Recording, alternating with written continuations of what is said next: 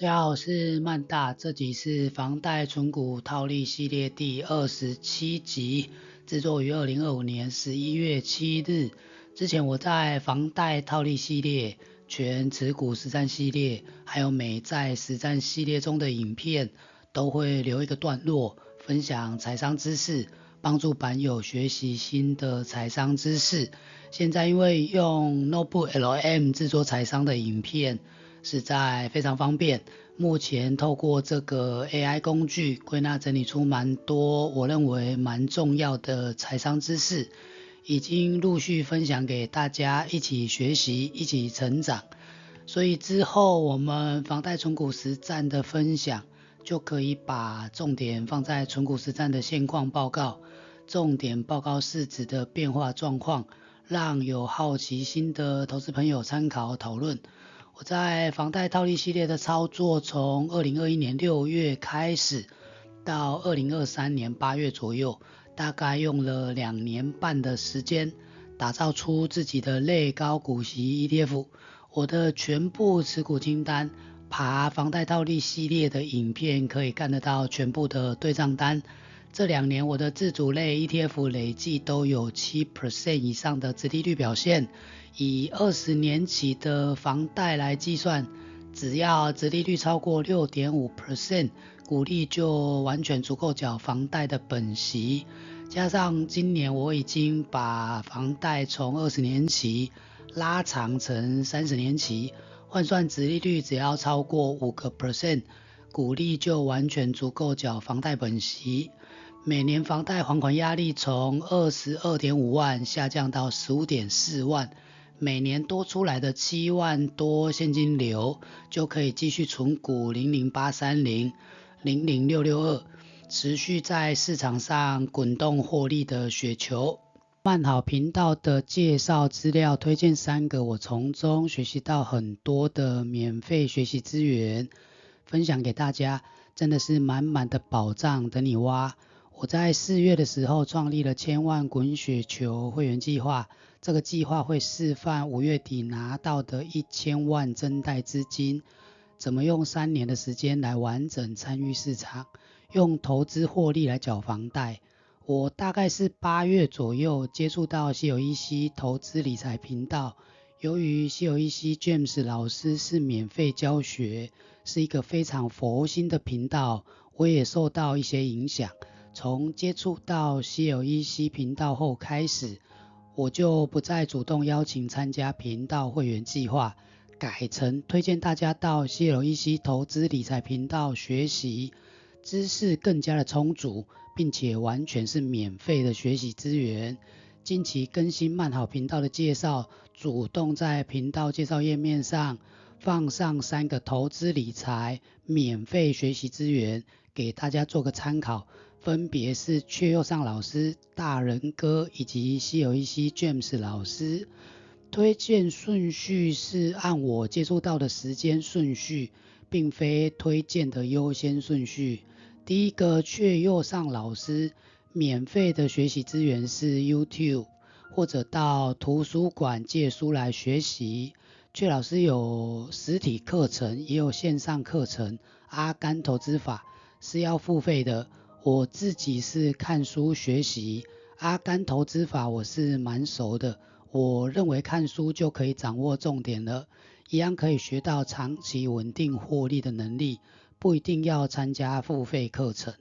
第二个大人哥一样是免费学习资源，请参考频道介绍大人哥的部落格连结。另外大人哥的著作杠杆 ETF 投资法也非常推荐版友可以购买，或者到图书馆借来一窥究竟。最后是西有一西投资理财频道完全免费的学习资源，只要有需要付费的要求就是诈骗，请千万小心。版友在 YT 上订阅西有一西投资理财频道，就可以学习到超亿元等级的投资理财思维、退休规划、资产配置、财商思维，可以说应有尽有，学习资源非常充足，因为资讯量非常多，可以按部就班慢慢学习。每月市值统计表，340万房贷存股部位现况，股票的投入成本，凯基系统会自动扣息，除息的金额就会跑到现金余额。本月投入成本减少 20.7 万，智慧单在 132.5 元卖掉一张创建，在112元卖掉一张细格，达成创建细格两个部位零成本投资的目标，未实现损益增加 6.5 万，股票现值减少14万，创建细格部位获利了结，已实现损益增加5万，总损益增加12万，含息总报酬增加 9%， 现金余额取回投资成本增加24万，每月10号会扣房贷的贷款，10月10号缴了一期房贷 1.27 万，已缴房贷本息加活险总额 91.6 万，房贷余额297万，存股账户总市值增加10万，账户总市值 616.7 万。图比较直观好懂，所以我做了这张图。蓝色是投入的成本金额，橘色是股票的现值。我把2023年9月23的 EP1 放在最左边，然后放2023年底的 EP3， 然后接着是2024年底的 EP17， 今年4月的 EP21。对等关税冲击的市值最低点，4月一定要放上来对比一下，然后放近3个月的市值比较，连续3个月的资料摆在一起，比较能看出走势。统计到11月7日的投资总表，首先我们看投资总报酬百分比，大盘指数涨幅 20%， 我们账户涨幅 13.7%。2月时受惠非捷、茂讯、信景股票创新高，绩效远远跑赢大盘。今年高股息绩效产输台积电带动的大盘指数，绩效大概输大盘快1倍，如果跟0050比就输更惨。第二部分损益部分，借券部位的未实现损益是25万。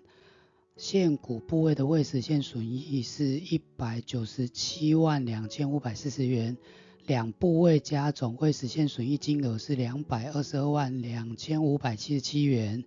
加上今年已实现损益39万8843，和今年之前的已实现损益24万3，账户不含息获利是286万5141。投资报酬含息损益如果加上定存利息及借券利息，含息的获利已经有293万5026元，4年半投资总报酬来到 91%， 个人是非常满意这样的绩效。这里是我未来会做的动作，个股换 ETF 换股计划报告。今年2月开始就有跟版友说明，我在盘点动能较差的股票，改存00830国泰费半跟00926凯基精英55。上集有报告00926计划有变，会改成00662，替未来要使用的质押工具提前做好准备。第一，00926合资后获利了结的个股，我会转换到00662和00830两支 ETF。00830有配息，配息属于海外所得，免税。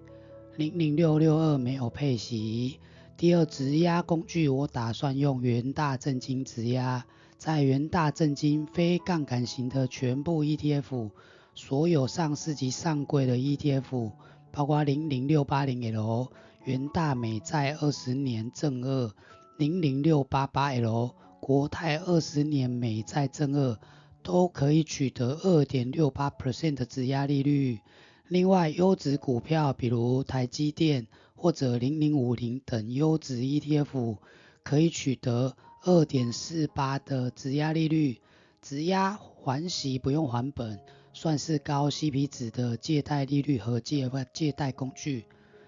第三，维持率的设定，看完COEC 的分享，考量2000年科技泡沫时 QQQ 最惨曾有过80%左右的跌幅，设定 500% 的维持率，